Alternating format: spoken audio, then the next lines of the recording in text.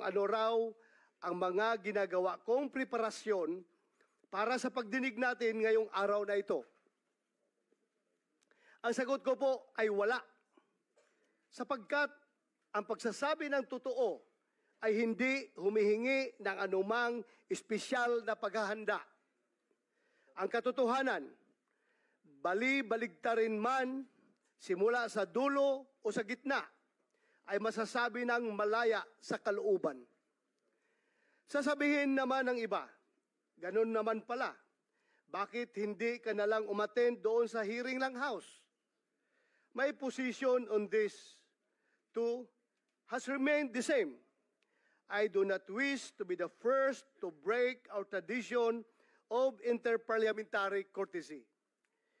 If our counterparts in the lower house do not exercise interparliamentary courtesy,